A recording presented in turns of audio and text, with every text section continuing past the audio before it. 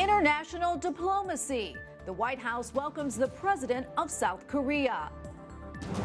Pause in fighting. Israel and the Palestinians agree to a ceasefire. Partial birth abortion. Why the U.S. Health Secretary is at the center of a pro-life debate. And March for Life. Why the push to save unborn babies in Rome will look different this year. On EWTN News Nightly for Friday, May 21st, 2021.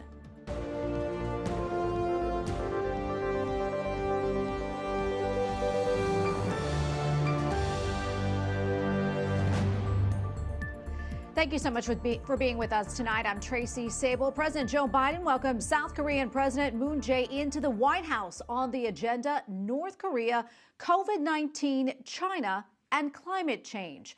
Like President Biden, Moon Jae-in is the country's second Catholic president. And tomorrow, the South Korean leader is expected to meet with D.C. Cardinal Wilton Gregory. White House correspondent Owen Jensen reports. Owen?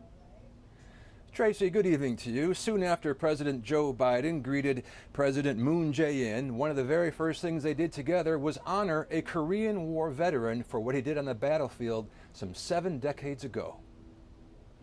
President Joe Biden welcomes President Moon Jae-in to the White House, and shortly after the arrival, Almighty God, the author of liberty, all the attention for both world leaders immediately turned to this man, 94-year-old retired Colonel Ralph Puckett Jr. Lord, thank you for Colonel Puckett.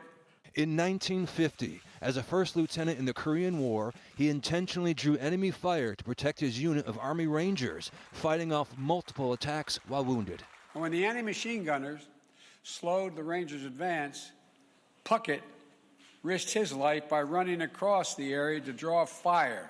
Earlier, President Moon Jae-in, while meeting with Vice President Kamala Harris, told her of his hope for both nations after the coronavirus pandemic. In the face of seismic changes of the post-COVID era, I hope our two countries will closely work with each other to move forward together. Thank you.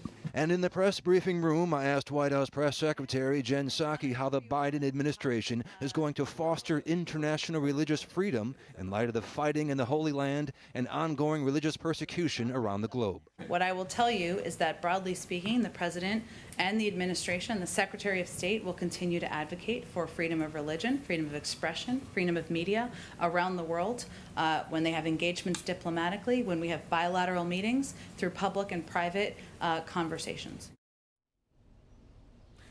Also tonight, President Biden's infrastructure bill. Some math here for you, so follow closely. It was $2.3 trillion, that proposal. Republicans wanted it at $568 billion. So tonight, the White House has now issued a counteroffer of $1.7 trillion. So keep that straight. And negotiations continue. At the White House, Owen Jensen, EWTN News Nightly. Pro-life lawmakers are outraged after Health and Human Services Secretary Xavier Becerra testified before a House committee stating there is no law that deals specifically with the term partial birth abortion. However, there's a problem because there is such a law. Capitol Hill correspondent Eric Rosales explains. Conservatives have been blasting the HHS secretary since he made the comments last week before the House Energy and Commerce Committee. Even Senate Minority Leader Mitch McConnell launched a blistering attack against the secretary on the Senate floor.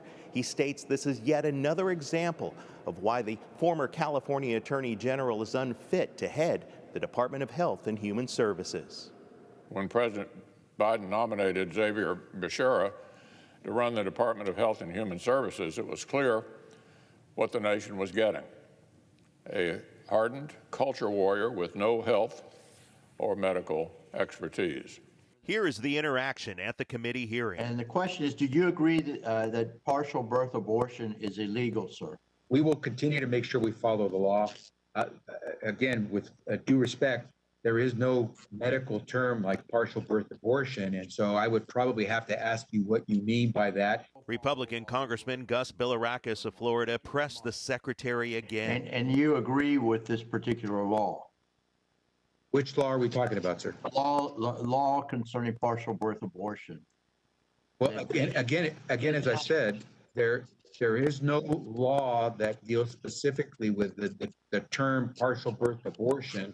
But there is a law. The Partial Birth Abortion Ban Act became law in 2003. Secretary Becerra, then a California congressman, voted against it. It states if a physician who, quote, knowingly performs a partial birth abortion and thereby kills the human fetus shall be fined under this title or imprisoned not more than 2 years or both. President Biden's HHS secretary is either ignorant of the federal law or wants to pretend that it actually doesn't exist. Republican Senator James Langford tweeted that the secretary's remarks were, quote, absolutely horrifying that the top health official in the nation doesn't even know the laws he's sworn to uphold and protect. It's important to note that I tried to get a comment from the HHS secretary about the statements he made before the committee. However, my emails never got a response.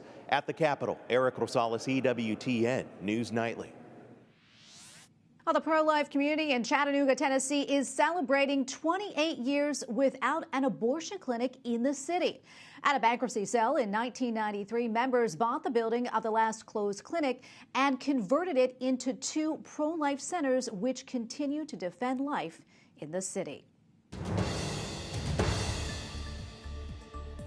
A truce between Israel and Gaza has been holding today. Thousands celebrated at the Dead Sea after Israel and Hamas agreed to the ceasefire yesterday. However, clashes broke out during Friday prayers at Jerusalem's Al-Aqsa Mosque. Israel Prime Minister Benjamin Netanyahu says Israel accomplished its military objectives during 11 days of fighting.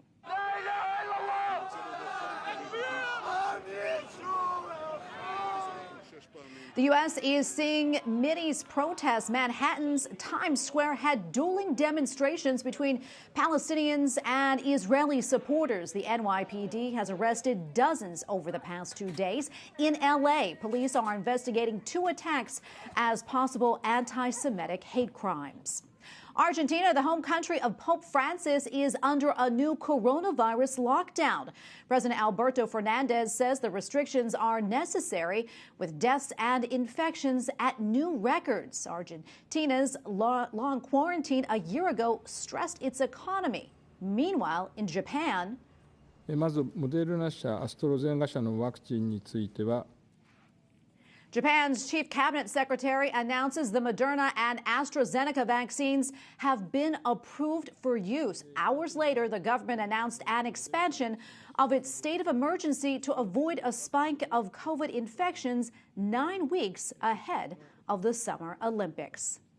Secretary of State Antony Blinken stopped in Greenland on his return from an Arctic Council meeting in Iceland. He dismissed former President Trump's notion whether the U.S. would buy Greenland from Denmark, but the serious strategic concern remains. Russia is now taking its turn to chair the 8-nation group while making military and commercial claims over Arctic sea lanes. Italy's National March for Life is tomorrow, but due to COVID restrictions, it will look a little different. Pro-lifers in Rome will stand for life at the Roman Forum, which was once the center of ancient Rome. Social distancing and masks will be required. Abortion was legalized in Italy in 1978. Joining us now is Virginia Coda, president of Rome's March for Life. Virginia, so good to see you. Tell us a little bit more about this year's March for Life. How many people are you expecting, and also who will be speaking? Well, this year's March for Life, of course, it will be quite different because, unfortunately, we don't have the authorization from the municipality to do a regular march. But at least we will be on the public square, which is extremely important for us because last year, as you know, we only had a Connected for Life, so only online. And so this year we will be gathering in Foro Imperiale, so really at the center of Rome, near the Colosseum. And so we expect thousands of people. Of course, we don't know exactly how many because it's difficult to tell right now, but there will be extremely interesting speakers from the stage. And I can tell you there will be 2 ambassadors to the Holy See, the ambassador of Hungary and the ambassador of Poland, that they will address our public. And then there will be for the first time an Italian bishop from the north of Italy who will be, unfortunately, he won't be present tomorrow, but he will be connected at the same time, and then we will have two very interesting testimonies. One girl who was deaf from her birth, and a couple who the wife did an abortion in 1980, immediately after the vote on the abortion law in Italy. Oh, Virginia, I know that you've been president of Italy's March for Life for 10 years now. Can you talk about how things have evolved during that time? And also, what are your plans for the future? Well, what happened in these 10 years, I think it's extremely interesting because it's exactly what we follow the American example. As you know, the March for Life in Italy started in 2011 and following exactly because I was quite often to the Washington March, and this inspired me to start the march with other friends in Italy. And what we have seen in these years, it is exactly what happened also in the United States. So there are more and more people who realize, thanks to the march, participating to the march, hearing about the march, realizing that there is a problem with the defense of life. And so what they realize what exactly abortion is, and so they start with their own initiative, associations or activities in defense of life. So we had, for example, a review coming out in the past years. Then we have the Students for Life who started 4 years ago, and then the Lawyers for Life, and then the Musicians for Life. So, I mean, different groups and people. And, for example, this year, a singer, an Italian singer, was inspired in hearing about the March for Life in 2019, and he did really a song for us for the 10th anniversary of the March for Life, which is a very beautiful song on life, on defense of life against abortion. And so this was exactly the music for our 10th anniversary. So that means that people are in a way inspired by the March for Life, and then they put their talent in doing something in the defense of life. That's so beautiful and wonderful to hear. And Virginia, thank you so much for coming on today and speaking with us about it. We really appreciate it, and we appreciate what you do. Virginia Coda, president of Rome's March for Life, thank you so much, and God bless you. Thank you, and I bless on your prayers. Coming up, Catholic school lessons, what you should know about concerns over critical race theory.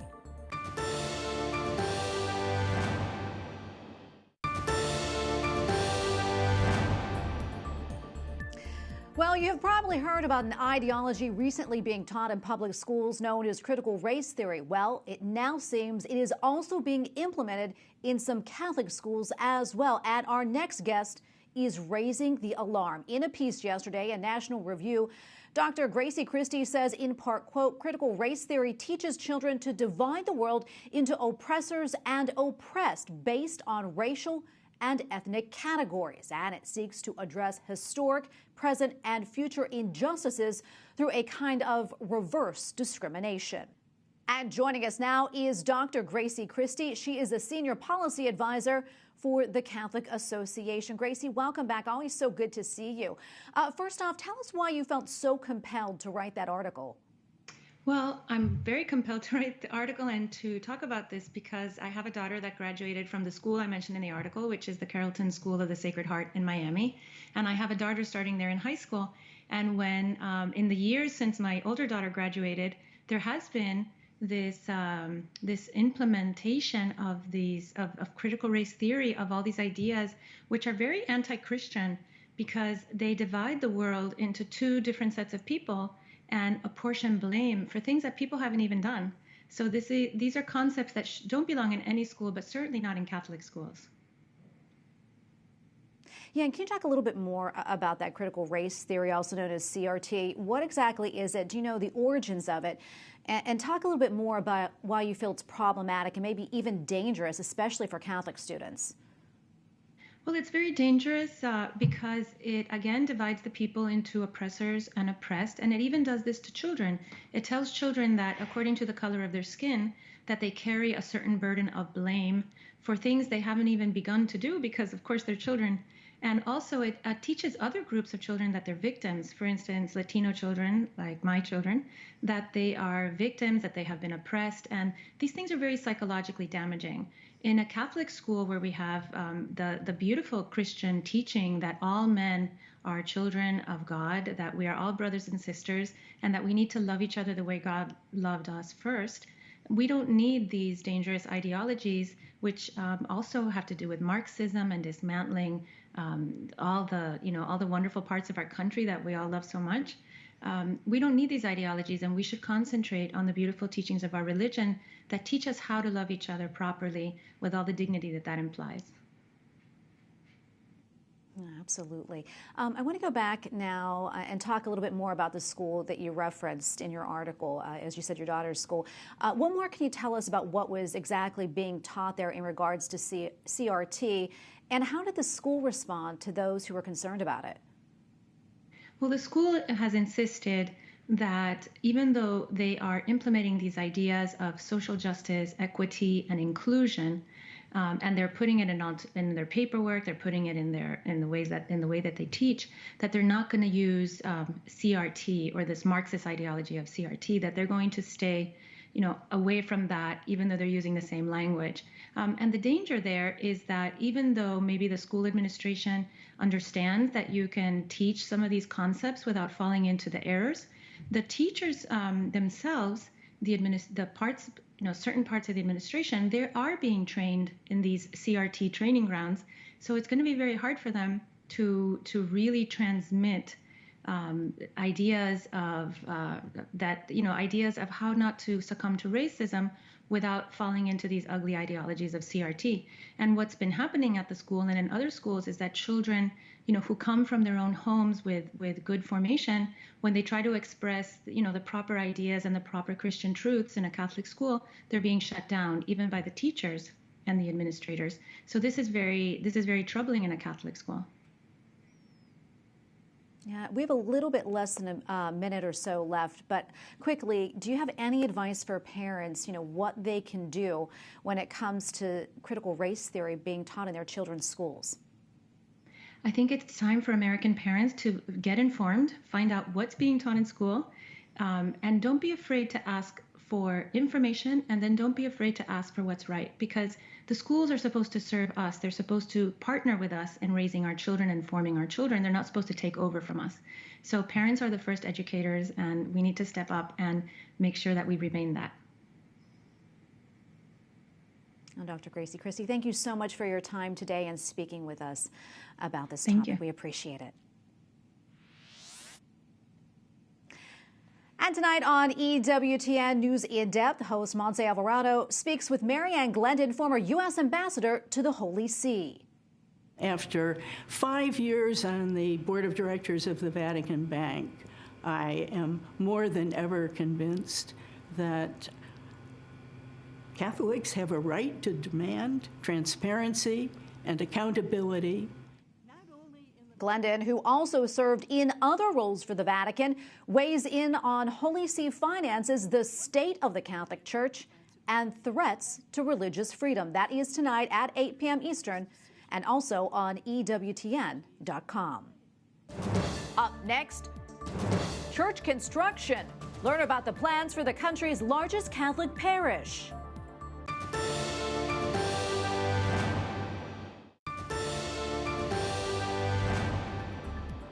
A California man has pleaded not guilty to setting fire to the historic San Gabriel Church east of Los Angeles. John Corey is described as a homeless man with a history of arson-related arrests and drug convictions.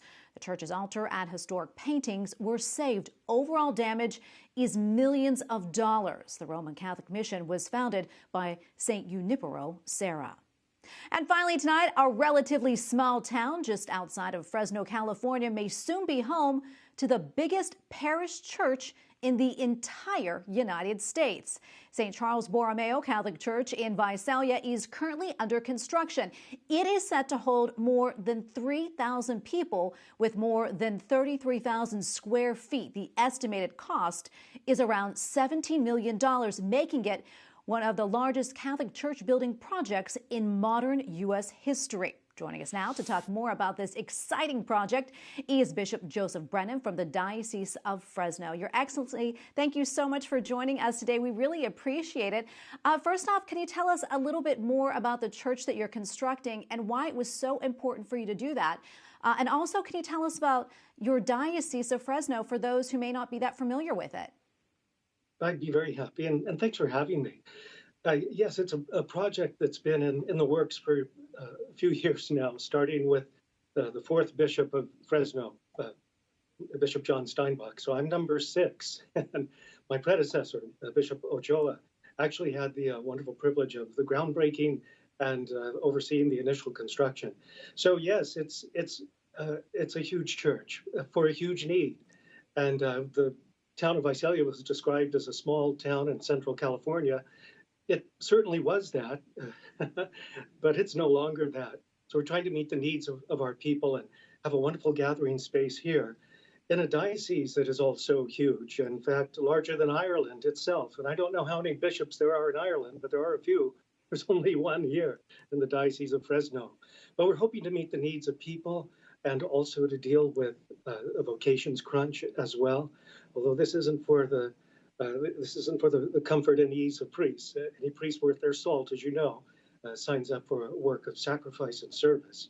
But it's really to meet the needs of the people and have a wonderful gathering space. And we're hoping a pilgrimage space for anyone who comes to the Central Valley in the future.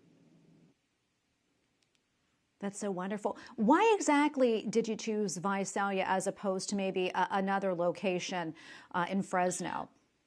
Well, it's one of the fastest growing areas in the Central Valley, although the Central Valley is still growing everywhere. And developers are building homes pretty much everywhere. But again, one key was the central location in the center of the valley. So it made sense for us as a diocese, and also made sense for us in terms of reaching out to a more national community. But it's still growing. It's amazing. We have 27,000 people on the books, over 14,000 families, just in St. Charles Borromeo. That is so wonderful. Speaking of St. Charles Borromeo, why did you choose that name? I'm curious. Well, I didn't choose it, but I guess I would have if I could do the reverse engineering. It was chosen by Bishop John Steinbach, the one who envisioned this wonderful, wonderful project years ago. But what a perfect fit, because we know that Charles Borromeo, St. Charles, was a looming figure in the Reformation, the Counter-Reformation, in response to the Protestant Reformation. It was an acknowledgement that the church was in reform, and always is. It's always in a formation mode. And he himself was also in charge of, actually at the time, the largest diocese in Italy, with 3,000 priests. Amazing. I could use a few. And over 800,000 of the faithful. We have 1.2 million Catholics here, certainly not the largest diocese in terms of numbers, but we're far flung, and we wanted a gathering space. But also, St. Charles was a fascinating character, along with St. Philip Neri, St. Ignatius of Loyola, Pope Pius IV, and Pope Pius V, in truly holding the church together and moving forward. Charles, instrumental in forming and fashioning the Tridentine Rite. Also, in a time of pandemic in the city of Milan, and this is so timely for us, and hopefully coming toward the end of our own time of pandemic. Everyone in the government in Milan left, the magistrate, the mayor, all of the government officials, when a plague broke out. St. Charles did not leave. And if you go to Milan, you will find what are called Borromeo crosses in the town. And these are evidently areas where Mass was celebrated outdoors during the time of the plague.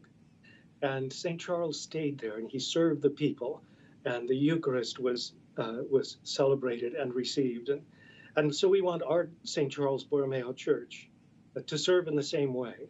And there's amazing outreach already going out from the parish, because as we know, the church building is one thing, the church as God's family is another. And it's up and running, it's alive and vibrant, and we're attending to families and feeding the poor and doing marvelous work there. That's wonderful. Before I let you go, we don't have a lot of time left, but can you give us a quick update on the project? Well, we started construction about 2 years ago with the groundbreaking, certainly. And we were hoping to dedicate it on the feast of St. Charles Borromeo on November the 4th, but it's been delayed, and so we're looking toward sometime in the early winter, hopefully not till next spring. But the construction is coming along beautifully. We'd love people to visit the website. It's just phenomenal. It's stcharlesvisalia.org, and just wonderful images there of what we hope to accomplish. So we'd love people to support us with their prayer. We'd love people to support all over the country if they can with whatever they can give. And just wonderful opportunities there to be part of something absolutely extraordinary. Well, that's great. And thank you so much, Your Excellency, for joining us and talking to us about this amazing project. We'll all be praying for you. Thank you again. Thank you. God bless. And we thank you for watching tonight. For the entire EWTN News Nightly team, I'm Tracy Sable. Good night and God bless.